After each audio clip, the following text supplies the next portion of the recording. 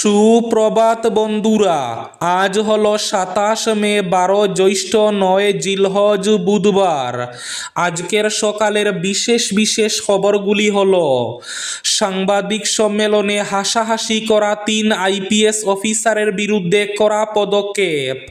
৩ IPS অফিসারকে suspend করলেন মুখ্যমন্ত্রী জোসেফ বিজয়।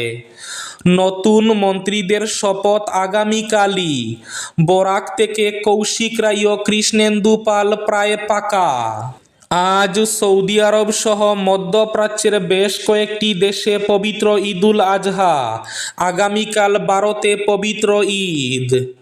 কুরবানির জন্য গরুর বদলে ছাগলের চাহিদা বাড়ল মুসলিম সমাজে। বরাকে ছাগলের বাজারে উপচে পড়া ভিড়, বাড়ল ছাগলের দাম। ভুয়ো ডেথ সার্টিফিকেট কাণ্ডে চাঞ্চল্য সুনাইয়ে। স্বাস্থ্যকর্মীর স্বাক্ষর সরকারি সিল জাল করার অভিযোগ। তদন্তে নেমেছে পুলিশ। ঈদুল আজহার ছুটি কাটাতে বাড়ি ফেরার পথে রহস্যজনক ঘটনা। ট্রেনে হামলার অভিযোগের পর নিখোঁজ মাদ্রাসা ছাত্র। চাঞ্চল্য বিহার উত্তরপ্রদেশে। আজ থেকে শ্রীভূমি শহরের সরকারি জায়গার সীমানা নির্ধারণ শুরু। নৌকা চলছে নিলামবাজার যাত্রাপুর রোডে। ঈদের মুখে জনজীবন বিপন্ন নিলামবাজারের উত্তরাংশে। কৃত্রিম বন্যায় ভাসল পাতারকান্দি ডাকবাংলো সহ থানার প্রবেশ পথ। নেই জল নিষ্কাশনের ব্যবস্থা। ইউনিফর্ম নয় সিলেক্টিভ, কুরআনের অধিকারে হস্তক্ষেপের অভিযোগ। মুসলিম মহিলাদের নতুন জীবন বেঁচে থাকার অধিকার দেবে, বললেন মুখ্যমন্ত্রী হিমন্ত বিশ্ব শর্মা। কোয়ালিফায়ার ওয়ানে গুজরাট টাইটান্সকে অনায়াসে হারিয়ে বিরাট জয় দিয়ে ফাইনালে এন্ট্রি বিরাটদের। পুত্রের দাঁড়ালো অস্ত্রের আঘাতে প্রাণ গেল বাবার। এক চাঞ্চল্যকর ঘটনায় ধরা পড়ল ঘাতক পুত্র। বিস্তারিত থাকবে প্রতিবেদনে। এবং থাকবে আজকের বরাক উপত্যকার ৩ জেলার আবহাওয়ার খবর। তাহলে বিস্তারিত খবরে যাওয়ার আগে অবশ্যই ভিডিওটিতে একটি লাইক করে চ্যানেলটি সাবস্ক্রাইব করে পাশের বেল আইকনটি বাজিয়ে রাখবেন এবং ফেসবুক পেজটি ফলো করে ভিডিওটি অবশ্যই শেয়ার করবেন, যাতে সঠিক তথ্যগুলো সবার কাছে পৌঁছাতে পারে। এবার শুনুন আজকের খবরগুলির বিস্তারিত। ৩ আইপিএস অফিসারকে সাসপেন্ড করলেন মুখ্যমন্ত্রী জোসেফ বিজয়। জানা গিয়েছে, তামিলনাড়ুর সুলুর কোয়েম্বাটুরে ১০ বছরের এক কন্যা শিশুকে ধর্ষণ ও খুনের ঘটনাকে কেন্দ্র করে বড় পদক্ষেপ নিল রাজ্য সরকার। মুখ্যমন্ত্রী জোসেফ বিজয় এই ঘটনায় বিতর্কিত আচরণের অভিযোগে ৩ জন আইপিএস অফিসারকে সাময়িক বরখাস্ত করেছেন। অভিযোগ, ওই মর্মান্তিক ঘটনার বিষয়ে আয়োজিত এক সাংবাদিক বৈঠকে সংশ্লিষ্ট পুলিশ আধিকারিকদের আচরণ ছিল অত্যন্ত অসংবেদনশীল। প্রেস কনফারেন্স চলাকালীন তাদের হাসি খুশি ও স্বাভাবিক আচরণ জনমনে তীব্র ক্ষোভের সৃষ্টি করে। ঘটনার ভিডিও এবং ছবি সামাজিক মাধ্যমে ভাইরাল হওয়ার পর বিভিন্ন মহল থেকে কড়া সমালোচনা শুরু হয়। এরপরই বিষয়টিকে গুরুত্ব দিয়ে ব্যবস্থা নেয় তামিলনাড়ু সরকার। মুখ্যমন্ত্রীর নির্দেশে অভিযুক্ত ৩ আইপিএস অফিসারকে সাসপেন্ড করা হয়েছে বলে জানা গেছে। ইউনিফর্ম নয় সিলেক্টিভ, কুরআনের অধিকারে হস্তক্ষেপের অভিযোগ। মুসলিম মহিলাদের নতুন জীবন বেঁচে থাকার অধিকার দেবে, বললেন মুখ্যমন্ত্রী হিমন্ত বিশ্ব শর্মা। অভিন্ন দেওয়ানি বিধির কথা বলছে সরকার, কিন্তু প্রস্তাবিত আইনের আওতা থেকে বাদ দেওয়া হয়েছে উপজাতিদের। তাই অভিন্ন বিধি কি করে হচ্ছে, এই প্রশ্ন তুলছেন বিরোধীরা। রাজ্যের বিভিন্ন স্থানে ইউসিসি বিলের প্রতিলিপি পুড়িয়ে আমসুর অভিযোগ। ইউনিফর্ম নয়, এটা হচ্ছে সিলেক্টিভ সিভিল কোড। সংখ্যালঘুদের টার্গেট করা হয়েছে ওই বিলে। কুরআন হাদিসে দেওয়া অধিকারে হস্তক্ষেপ করা হয়েছে এতে, কিন্তু বিধানসভায় ইউসিসি পেশ করে মুখ্যমন্ত্রীর দাবি, সংখ্যালঘু মহিলাদের সবচেয়ে বেশি সুরক্ষিত করবে ইউসিসি। সংখ্যালঘু মহিলাদের নতুন জীবন দেবে, বেঁচে থাকার অধিকার দেবে, সম্পত্তির উপর অধিকার পাবেন সংখ্যালঘু মহিলারা। বহু বিবাহ, বাল্যবিবাহ বন্ধ হবে। প্রথমবারের মতো স্বাধীন দেশের নাগরিক হিসাবে সংখ্যালঘু মহিলারা ভোট দেওয়ার অধিকার পাবেন। ফলে সংখ্যালঘু মহিলাদের স্বাধীনতা দেওয়াই লক্ষ্যে আনা হয়েছে ওই বিল। বরাকে কুরবানির জন্য গরুর বদলে ছাগলের চাহিদা বাড়ল মুসলিম সমাজে। মুখ্যমন্ত্রী হিমন্ত বিশ্ব শর্মার আহ্বানে সাড়া দিয়ে ইসলাম ধর্মাবলম্বীরা এবার ঈদুল আজহা অর্থাৎ কুরবানির ঈদে গরুর পরিবর্তে ছাগল কিনেছেন কুরবানির জন্য। মঙ্গলবার সুনাই শহরের ছাগল বাজারে দেখা গেল ক্রেতাদের ভিড়। এই প্রথমবার এত ভিড় দেখা গেছে সুনাইয়ের ছাগল বাজারে। গরুর পরিবর্তে ছাগল কিনতে ক্রেতাদের উপচে পড়া ভিড়।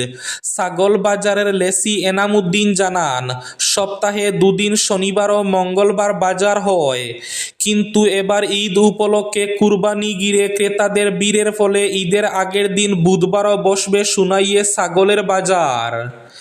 এদিকে আজ সৌদি আরব সহ বেশ কিছু দেশে ঈদুল আজহা। মধ্যপ্রাচ্যের দেশ সৌদি আরব সহ বিশ্বের বেশ কয়েকটি দেশে আজ পবিত্র ঈদুল আজহা উদযাপিত হবে। সৌদি আরবের পাশাপাশি সংযুক্ত আরব আমিরাত, কুয়েত, কাতার, বাহরাইন এবং ওমানেও আজ একই দিনে ঈদুল আজহা উদযাপনের প্রস্তুতি নেওয়া হয়েছে। এছাড়া মুসলিম প্রধান দেশ হিসাবে মালয়েশিয়া, ইন্দোনেশিয়া, তুরস্কেও আজ পবিত্র ঈদুল আজহা উদযাপনের সিদ্ধান্ত হয়েছে। এদিকে ভারত, বাংলাদেশ সহ দক্ষিণ এশিয়ার কয়েকটি দেশে একদিন পর অর্থাৎ আগামীকাল 28 মে ঈদ উদযাপন করা হবে বলে জানা গেছে।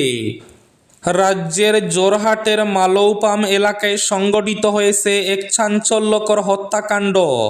পুত্রের ধারালো অস্ত্রের আঘাতে প্রাণ হারান বাবা, সবাই দরবদরা। ঘটনাকে কেন্দ্র করে সমগ্র এলাকায় ব্যাপক চাঞ্চল্যের সৃষ্টি হয়েছে।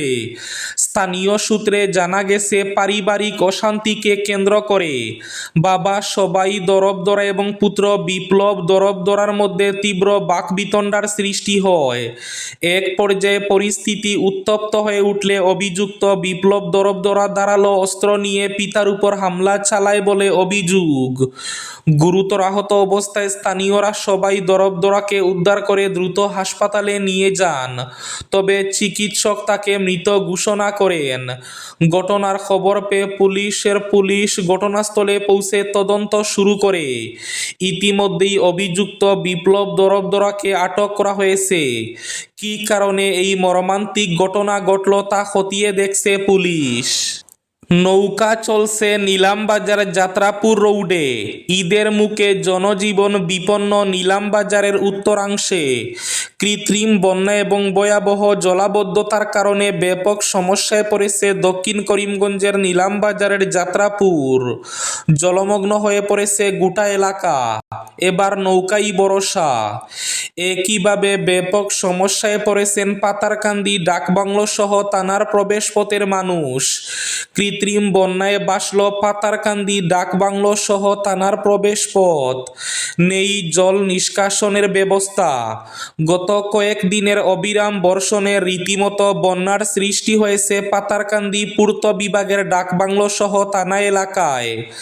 দীর্ঘদিন থেকে এই এলাকায় জল নিষ্কাশনের কোনো সুবন্দোবস্ত না থাকায় এই কৃত্রিম বন্যা। নালা নর্দমার নোংরা জলে ভাসছে পুরো এলাকা। পূর্ত বিভাগের ডাকবাংলোর পাশে রয়েছে সরকারি ও বেসরকারি দুটো শিক্ষা প্রতিষ্ঠান। তাই স্থানীয়দের মতো ব্যাপক দুর্ভোগ পোহাতে হচ্ছে এসব স্কুল পড়ুয়াদের। ভুয়ো ডেথ সার্টিফিকেট কাণ্ডে চাঞ্চল্য সুনাইয়ে। স্বাস্থ্যকর্মীর স্বাক্ষর সরকারি সিল জাল করার অভিযোগ। তদন্তে নেমেছে পুলিশ।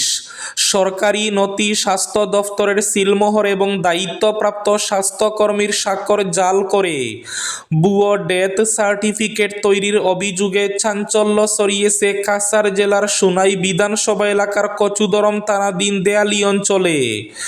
ঘটনাকে ঘটনাকে কেন্দ্র করে স্বাস্থ্য বিভাগে যেমন উদ্বেগ তৈরি হয়েছে, তেমনি সাধারণ মানুষের মধ্যেও দেখা দিয়েছে তীব্র ক্ষোভ ও আতঙ্ক।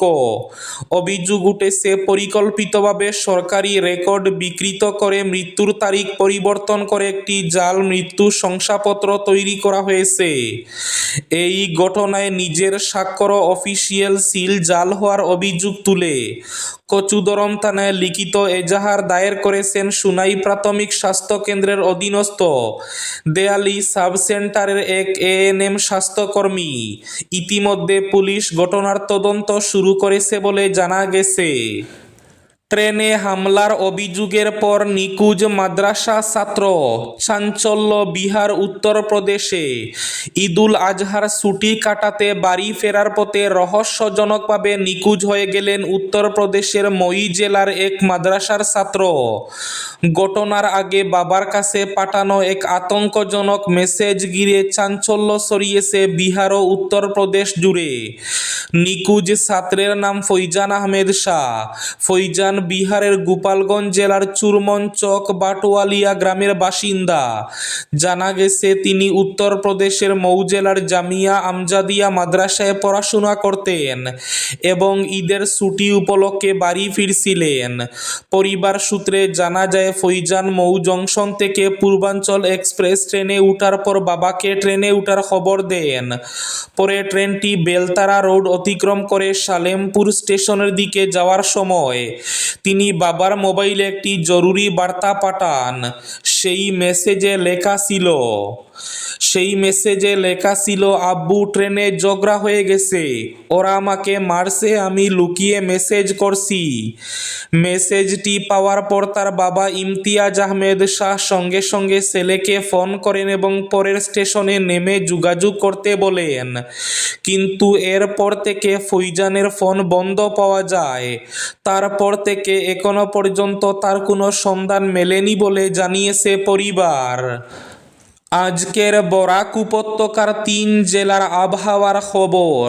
আজ বরাক উপত্যকার 3 জেলার আকাশ একটু ফর্সা থাকলেও বৃষ্টি হওয়ার পূর্বাভাস। শিলচর কাছাড়ে আজ সর্বোচ্চ তাপমাত্রা থাকবে 28 ডিগ্রি সেলসিয়াস এবং সর্বনিম্ন তাপমাত্রা থাকবে 24 ডিগ্রি সেলসিয়াস। শ্রীভূমি তথা করিমগঞ্জ জেলায় আজ সর্বোচ্চ তাপমাত্রা থাকবে 28 ডিগ্রি সেলসিয়াস এবং সর্বনিম্ন তাপমাত্রা থাকবে 23 ডিগ্রি সেলসিয়াস। হাইলাকান্দি জেলায় আজ সর্বোচ্চ তাপমাত্রা থাকবে 28 ডিগ্রি সেলসিয়াস এবং সর্বনিম্ন তাপমাত্রা থাকবে 24 ডিগ্রি সেলসিয়াস। এবার শেষ খবরটি।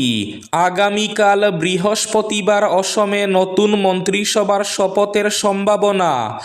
বরাক থেকে স্থান পেতে পারেন কৌশিক রায় ও কৃষ্ণেন্দু পাল।